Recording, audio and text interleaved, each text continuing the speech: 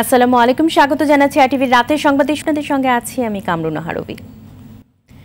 নির্বাচন কমিশন পুনর্গঠন নিয়ে রাষ্ট্রপতি মোহাম্মদ আব্দুল হামিদের সঙ্গে দ্বিতীয় দল হিসেবে সংলাপে অংশ নেবে জাসদ। কাল বিকেলে বঙ্গভবনে এই সংলাপ অনুষ্ঠিত হবে। এদিকে বিনা প্রতিদ্বন্দ্বিতায় নির্বাচিত হওয়ার যে সংস্কৃতি গড়ে উঠেছে তা গণতান্ত্রিক রাষ্ট্র কাঠামোর জন্য ভালো নয় বলে মন্তব্য করেছেন নির্বাচন কমিশনার মাহবুব তালুকদার। অন্যদিকে আগামী বছরের মধ্যে নির্বাচন কমিশন গঠনে আইন হবে বলে জানিয়েছেন মাহবুবুল আলম হানিফ। শরীয়ত খানের রিপোর্ট। গেল রবিবার জাতীয় সংসদের প্রধান বিরোধী দল জাতীয় পার্টির সঙ্গে মতবিনিময়ের মধ্য দিয়ে শুরু হয়েছে নতুন নির্বাচন কমিশন গঠন নিয়ে রাজনৈতিক দলগুলোর সাথে রাষ্ট্রপতি মোহাম্মদ আব্দুল হামিদের সংলাপ। এরই ধারাবাহিকতায় দ্বিতীয় দল হিসেবে রাষ্ট্রপতির সঙ্গে সংলাপে যাবে জাতীয় সমাজতান্ত্রিক দল জাসদ। বুধবার বিকেলে এ সংলাপ অনুষ্ঠিত হবে। রাষ্ট্রপতি যে জন্য ডেকেছেন নির্বাচন কমিশন বিষয়ে কথা বলবো, তো আমরা তো ইতিমধ্যে বলেছি যে সংবিধান সম্মতভাবে একটা আইন করা দীর্ঘদিনের আশা আকাঙ্ক্ষা মানুষের, সুতরাং এবারে যেন সেই আইনটা করবার জন্য যে উদ্যোগ নেওয়া দরকার রাষ্ট্রপতি যেন সেটা নিতে পারেন। নির্বাচন কমিশনে যারা আসবেন তারা প্রথমত বাংলাদেশে বিশ্বাস করা মুক্তিযুদ্ধের চেতনায় সমৃদ্ধ হতে হবে। মিথ্যাচার বন্ধ করে বিএনপিকে রাষ্ট্রপতির আহ্বানে সাড়া দিয়ে নির্বাচন কমিশন গঠনের আলোচনায় অংশ নেয়ার অনুরোধ জানিয়েছেন আওয়ামী লীগের যুগ্ম সাধারণ সম্পাদক মাহবুবুল আলম হানিফ। তা আপনারা রাষ্ট্রীয় ক্ষমতায় ছিলেন, তা আপনারা নির্বাচন কমিশন আইন করেননি কেন? তখন এখন আপনারা কেন দাবি করতেছেন?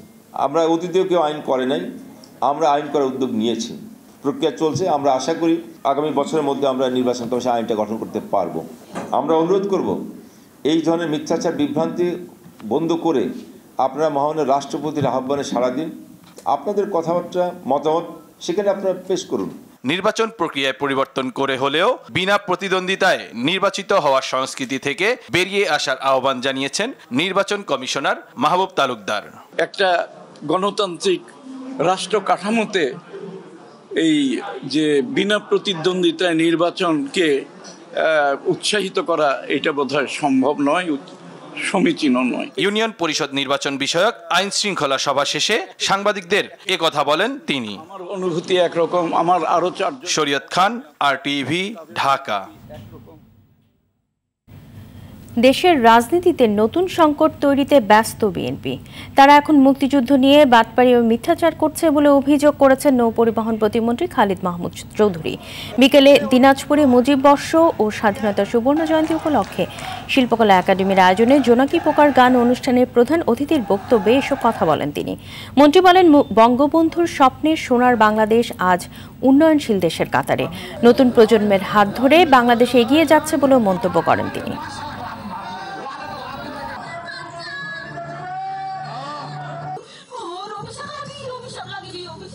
নতুন প্রজন্ম এই ধরনের মিথ্যাচার মেনে নেবে না। মুক্তিযুদ্ধের ইতিহাস বিকৃত করে ৭৫ পরবর্তী দীর্ঘদিন আপনারা দেশ পরিচালনা করেছেন। আমাদের ইতিহাসকে পিছনের দিকে ঘুরিয়ে দেওয়ার জন্য অনেক চেষ্টা করেছেন। বঙ্গবন্ধুর আদর্শ এবং মুক্তিযুদ্ধের চেতনা ধারণ করে বাংলাদেশ আজকে মধ্যম আয়ের দেশ থেকে উন্নত দেশের দিকে এগিয়ে যাচ্ছে। লেখক ও ব্লগার অভিজিৎ হত্যার মৃত্যুদণ্ডপ্রাপ্ত আসামি সেনাবাহিনী থেকে বহিষ্কৃত সৈয়দ জিয়াউল হক ওরফে মেজর জিয়া ও অপর আসামি আকরাম হোসেন দেশে নেই। তাদের খোঁজা হচ্ছে বলে জানিয়েছেন স্বরাষ্ট্রমন্ত্রী আসাদুজ্জামান খান কামাল। আর জিয়া ও আকরামকে ধরতে আমেরিকার পুরস্কার ঘোষণাকে স্বাগত জানিয়েছেন পররাষ্ট্রমন্ত্রী। আলাদা অনুষ্ঠানে এসব কথা বলেন তারা। এয়ার বাদলের রিপোর্ট। ২০১৫ সালের ২৬ ফেব্রুয়ারি বইমেলা এলাকায় লেখক ও ব্লগার অভিজিৎ রায়কে হত্যা ও তার স্ত্রীকে আহত করে ঘাতকরা। এতে ৬ আসামির মধ্যে একজনের যাবজ্জীবন এবং ৫ জনের মৃত্যুদণ্ডের আদেশ দেয় আদালত। মৃত্যুদণ্ডপ্রাপ্ত পলাতক আসামি সৈয়দ জিয়াউল হক জিয়া ও আকরাম হোসেনের তথ্য পেতে সোমবার প্রায় ৪৪ কোটি টাকা পুরস্কার ঘোষণা করে যুক্তরাষ্ট্র। মানিকগঞ্জের হরিরামপুর উপজেলা পরিষদের সামনে মুক্তিযোদ্ধার ভাস্কর্য উদ্বোধন করেন স্বরাষ্ট্রমন্ত্রী। এ সময় প্রশ্নের জবাবে স্বরাষ্ট্রমন্ত্রী বলেন, অভিজিৎ হত্যার পলাতক আসামি জিয়া ও আকরাম দেশে নেই, তাদের ধরতে চেষ্টা অব্যাহত রয়েছে। সেইখানে মেজর জিয়া, আমরাও তাকে খুঁজছি, আমরা তাকে দেখেছি, সে অত্যন্ত চতুর লোক, আমরা এখন আমাদের কাছে যা তথ্য আসে সেই তথ্য অনুযায়ী সে হয়তো অন্য কোনো দেশে গা ঢাকা দিয়ে আসে। তা আমাদেরও চেষ্টা অব্যাহত আছে তাকে মানে আমাদের ধরে নিয়ে আসার জন্য এবং আইনের যে শাস্তিটা তার জন্য দণ্ড দেওয়া হয়েছে সেটা কার্যকর করা। এদিকে রাজধানীতে এক অনুষ্ঠান শেষে প্রশ্নের জবাবে পররাষ্ট্রমন্ত্রী বলেন, পুরস্কার ঘোষণা দিয়ে জিয়া ও আকরামকে ধরতে আমেরিকার চেষ্টা সফল হতে পারে। আমেরিকানরা দিয়েছে তো $50,000। আমেরিকানরা এইভাবে ডিক্লেয়ার করার ফলে তারা সাকসেসফুল হয়েছে। আমি শুনেছি বিন লেদেন কেসেও একইভাবে হয়েছিল। এই পলিসি স্ট্র্যাটেজি মনে হয় অনেক সময় সাকসেসফুল হয়। তো এখন যদি এই এর কারণে ওদের ধরা সম্ভব হয়, দ্যাট ইজ মোস্ট ওয়েলকাম। এ সময় তিনি দাবি করেন, আমেরিকার কাছ থেকে টাকা নিয়ে দেশের কিছু মানুষ সে দেশকে মিথ্যা তথ্য দেয়। এইগুলো ওখানে কিছু লোক আছেন, দেশেও কিছু লোক আছেন যারা দেশের উন্নয়নে খুব সন্তুষ্ট না। একদল লোক যে আওয়ামী লীগ এত ভালো করে ফেলতেছে, মেনি অফ দেম পসিবলি ওদের দ্বারা দে আর পেইড ফর অলসো। সুতরাং সমস্যা করেন, তারা তথ্যগুলো ঠিক মতো তারা দেন না, মিথ্যা তথ্য দেন, আর অনেকে এটা বিশ্বাসও করে। তো সেইখানে আমাদের কিছু কাজ করার সুযোগ আছে। আর বাদল, RTV, Dhaka. BNP chairperson Begum Khaleda জিয়াকে বিদেশে নেওয়ার বিষয়ে আইন মন্ত্রণালয় খুব শিগগিরই মতামত জানাবে বলে জানিয়েছেন আইনমন্ত্রী আনিসুল হক। দুপুরে রাজধানীর গুলশানে এক হোটেলে পুরস্কার বিতরণ অনুষ্ঠানের শেষে একথা জানান তিনি। খালেদা জিয়া চিকিৎসার বিষয়ে যুক্তরাজ্যের পাঠানো চিঠি প্রসঙ্গে মন্ত্রী বলেন, ওই চিঠিতে তথ্যের ভুল ছিল। বিষয়টি জানানোর পর ব্রিটিশ হাইকমিশনার সংশোধনের কথা জানিয়েছেন। দণ্ডিত কোনো ব্যক্তির বিদেশে নেয়ার নজির নেই বলে জানান মন্ত্রী।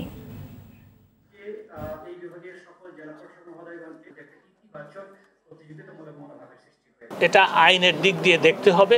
তার কারণ হচ্ছে সরকার যখন কোনো পদক্ষেপ নেয়, আরবিট্রারি পদক্ষেপ নেওয়াটা সরকার নিতে পারে না, বরঞ্চ সরকারকে যেই পদক্ষেপ নিতে হয় সেটা আইনি পদক্ষেপ নিতে হয়। সরকার এর আগে মাননীয় প্রধানমন্ত্রীর নির্দেশনায় এবং তার মানবিক পদক্ষেপ যেটা ছিল সেটার অভিব্যক্তি হয়েছে আপনার এই ফৌজদারি কার্যবিধির 401 ধারার যে তার দণ্ড স্থগিত রেখে তাকে মুক্তি দেওয়া। ষাটোর্ধ্ব এবং ফ্রন্ট লাইনাররা এখন থেকেই 2 ডোজের টিকার কার্ড নিয়ে বুস্টার ডোজ দিতে পারবে বলে জানিয়েছেন স্বাস্থ্যমন্ত্রী জাহিদ মালিক। এই মাসের শেষের দিকে অ্যাপসের মাধ্যমে বুস্টার ডোজ দেওয়া শুরু হবে বলেও জানান তিনি। স্বাস্থ্যবিধি না মানায় আবারও করোনায় সংক্রমণ বাড়ার আশঙ্কা করেন মন্ত্রী। রুহুল আমিন তুহিন জানাচ্ছেন বিস্তারিত। স্বাস্থ্যবিধি মেনে চলা, ব্যাপক হারে টিকা প্রদান সহ বিভিন্ন উদ্যোগের কারণে দেশে করোনা পরিস্থিতি এখনও নিয়ন্ত্রণে রয়েছে। তবে সাম্প্রতিক করোনার নতুন ধরন ওমিক্রনের বিস্তার ও দেশে তা শনাক্ত হওয়া নিয়ে রয়েছে চিন্তার কারণ। এমন পরিস্থিতিতে মানুষের লাগামহীন চলাফেরা নিয়ে শঙ্কিত স্বাস্থ্যমন্ত্রী জাহিদ মালিক। বিয়ে শাদী হচ্ছে অনিয়ন্ত্রিতভাবে, অর্থাৎ মাস্ক পরে না কেউ। এই যে কক্সবাজারে গেছে, একটা মুখেও আমরা মাস্ক দেখি নাই, এবং বিভিন্ন রাজনৈতিক অনুষ্ঠান হচ্ছে, মিটিং মিছিল হচ্ছে, কেউ মাস্ক পরে না, যার ফলে আমরা আশঙ্কা করছি যে আমাদের সংক্রমণ বেড়ে না যায়। দেশের 60% মানুষকে প্রথম ডোজ ও 30% মানুষকে দ্বিতীয় ডোজ টিকার আওতায় আনা হয়েছে জানিয়ে স্বাস্থ্যমন্ত্রী জানান, টিকা কার্ড দেখিয়ে বুস্টার ডোজ নিতে পারবেন ষাটোর্ধ্ব ও ফ্রন্টলাইনাররা। বুস্টার ডোজ আমাদের শুরু আমরা ট্রায়াল বেসিসে করেছি।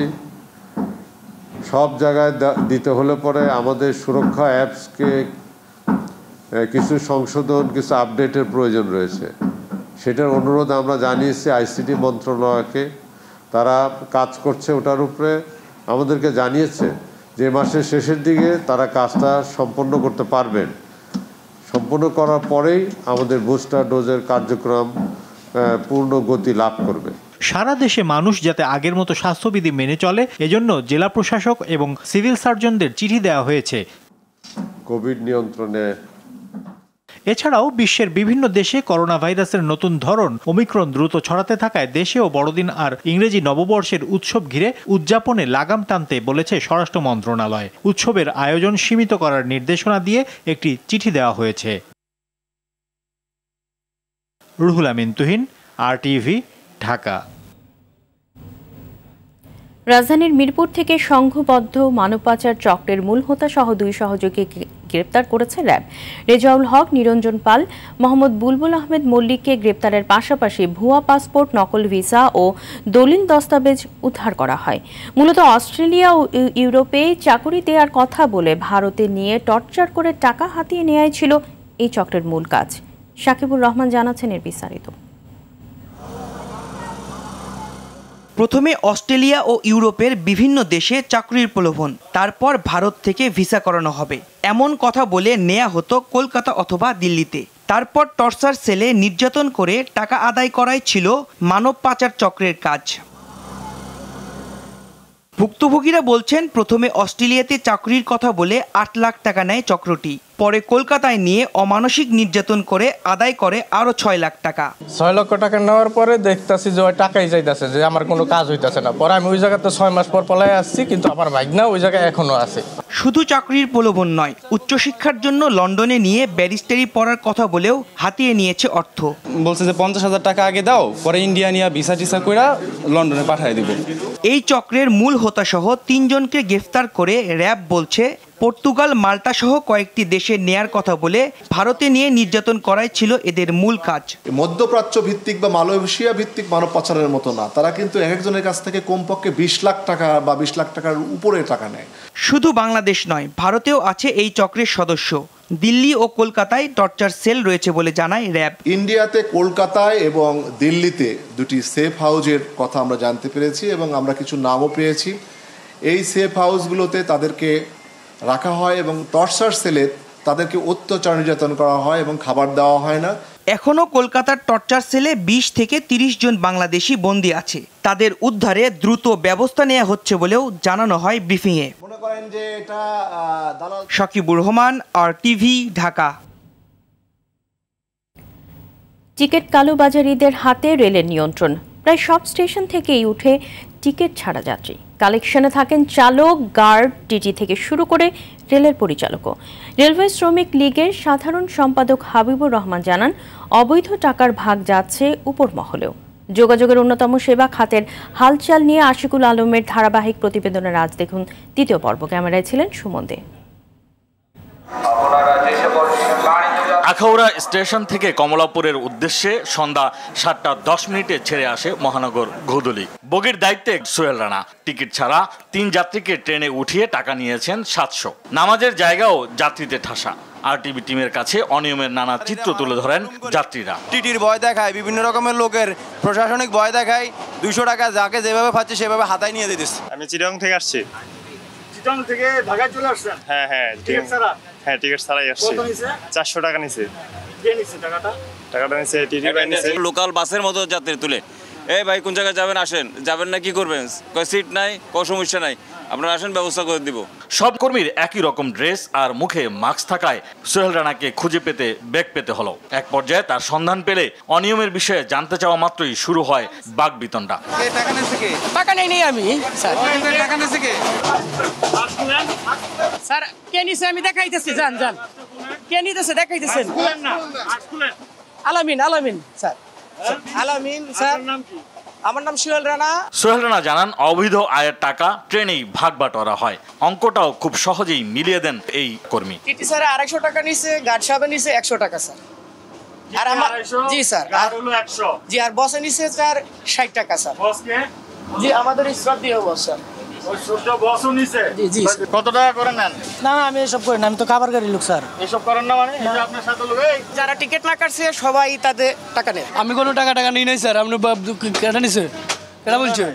আপনার তো নিছি আমি। তোমার তো নিছি টাকা ফালতু লাভ করে। যাত্রী টিকিট ব্যতীত উঠে, টিকিট বিহীন যাত্রী উঠে, তাদের কাছ থেকে তারা বুঝায় টাকা নেয়। আপনার স্টাফই তো বলতেছে যে। কে বলছে? আপনার টিটি থেকে শুরু করে সবাই এই টিকিটের টাকার ভাগ পায়। এই যে বলছে কি ভাগ পায় না? সবাই ভাগ পায়। টিটি 200 টাকা করে নেয়। আপনি কোথায় যান? আমার কোম্পানি এখন গাড়ি এয়ারপোর্টে ঢুকতেছে, এয়ারপোর্ট ঢুকতেছে, লোক নামাবো। এখন গেট খুলবো, লোক নামাবো, প্লিজ।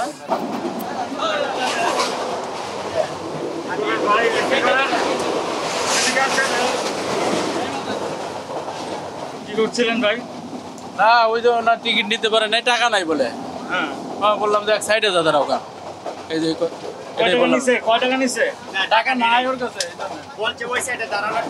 ভাড়া নাই ওই দিক থেকে আসতেছে বললাম টিকিট কোথায় পুরো নাই মানে কম যেটা আছে ওটা আমাকে দিয়ে দাও ওইটা আমি নেবো কেন টিটি সাহেব আছে না ভিতরে বাংলাদেশ রেলওয়ে শ্রমিক লীগের সাধারণ সম্পাদক হাবিবুর রহমান আকন জানান রেলের নীতি নির্ধারকরা তাদের অভিযোগগুলো আমলে নিলে অনিয়ম অনেকাংশেই কমে যেত। টিকিটের অর্থ লুটপাট হয়, বারবার বলছি যে একটা মধ্যস্বত্বভোগী আমাদের থেকে অর্থ নিয়ে যাচ্ছে, আমরাকে ম্যানেজ হই বা যেমনি নেয়, যেমন CNN টিকিট বেচে তারা, আর আমরা যদি আত্মীয়করণ করি স্টাফ যদি রেগুলার করে লাই এই মেশিন দিয়ে আমাদের লোক টিকিট বেচলে কিন্তু এত টাকা নিতে পারে না।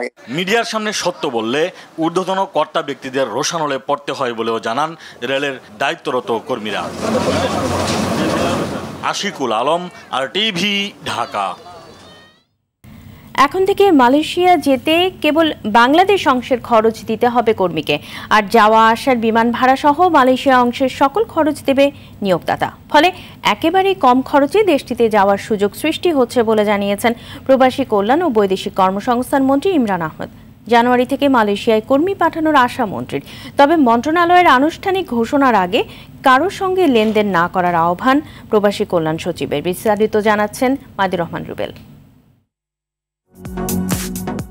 দীর্ঘ 3 বছর বন্ধ থাকার পর ফের বাংলাদেশি কর্মীদের জন্য মালয়েশিয়া শ্রমবাজারের দুয়ার আনুষ্ঠানিকভাবে খুলছে। দেশটিতে নতুন করে বৃক্ষরোপণ, বাগান, কৃষি, উৎপাদন, পরিষেবা, খনি ও খনন, নির্মাণ ও গৃহকর্মী নেবে। শ্রমশক্তি পাঠাতে 19 ডিসেম্বর মালয়েশিয়ায় শ্রমবাজার খোলার সমঝোতা স্মারক সইয়ের পর দেশে ফিরে প্রবাসী কল্যাণ ও বৈদেশিক কর্মসংস্থান মন্ত্রণালয়ের আনুষ্ঠানিক সংবাদ সম্মেলন। লিখিত বক্তব্যে সচিব ডক্টর আহমেদ মনিরুস সালেহিন জানান, দুদেশের আইন মেনে কর্মীদের স্বার্থ রক্ষায় স্বচ্ছতার ভিত্তিতে করা হয়েছে সমঝোতা স্মারক। সাংবাদিকদের প্রশ্ন ছিল, মালয়েশিয়ায় কবে থেকে কর্মী পাঠানো হবে আর খরচই বা হবে কত? আমরা কর্মী পাঠাবো আমাদের ডেটাবেস থেকে, এবং আমাদের ঘোষণা না নেওয়া পর্যন্ত কোনো কর্মী যেন একটি পয়সাও কোনো দালালকে না দেন।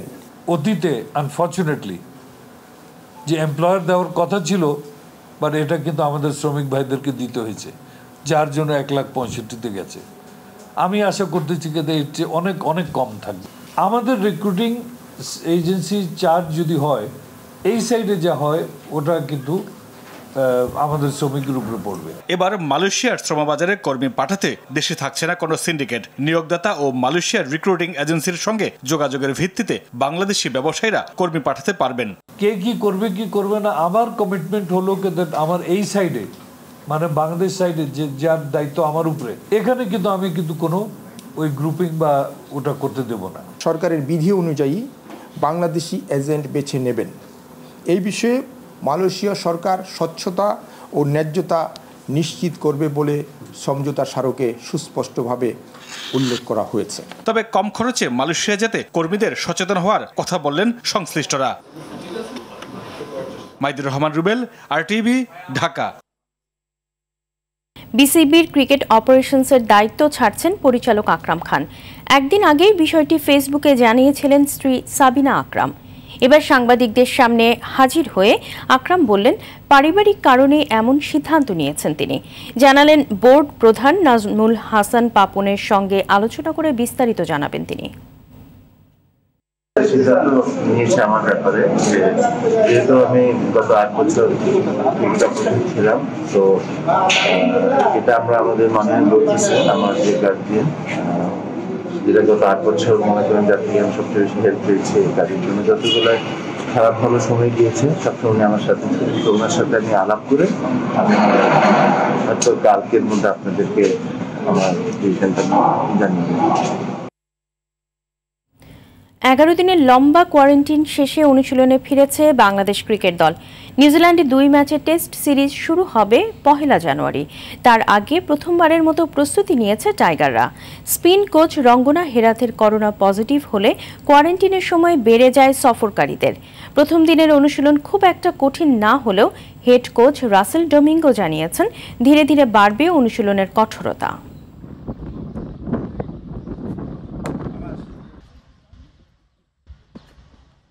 pretty challenging for the boys after দীর্ঘ 11 দিন রুমে থাকা বেশ কঠিন। এখন সবাই বেরিয়েছি, খোলা আকাশের নিচে শ্বাস নিচ্ছি। ছেলেরাও বেশ ফুরফুরে মেজাজে আছে। আগামী 2-1 দিন কিছুটা হালকা অনুশীলন হবে, এরপর পুরোদমে ব্যাটিং বোলিং শুরু হবে। প্রথম টেস্টের আগে আমরা তাওরাঙ্গা চলে যাব, সেখানে টানা 6 দিনের কঠোর অনুশীলন চলবে। আশা করছি ছেলেরা তখন টেস্টের মেজাজে ফিরে আসবে। hopefully everybody's back up to speed and আগামীকাল ভারতের বিপক্ষে অনূর্ধ্ব-19 নারী সাফ ফুটবলের ফাইনাল খেলবে বাংলাদেশ। কমলাপুর স্টেডিয়ামে সন্ধ্যা 7টায় শুরু হবে এই ম্যাচটি। গ্রুপ পর্বে দুর্দান্ত খেলেছে লাল সবুজরা। শেষ ম্যাচে শ্রীলঙ্কাকে 12-0 গোলে হারিয়ে ফাইনাল নিশ্চিত করে বাংলাদেশ। সেই আত্মবিশ্বাস শিরোপার লড়াইয়ে কাজে লাগাতে চান স্বাগতিক কোচ গোলাম রাব্বানী ছোটন।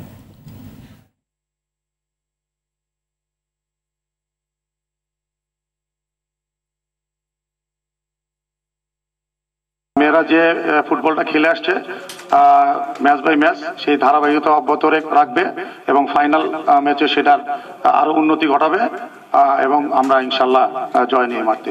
রাতের সংবাদে পর্যন্তই। সবশেষ সংবাদ জানতে যে কোনো মোবাইল ফোন থেকে 2414 নম্বরে ডায়াল করুন। ধন্যবাদ সবাইকে।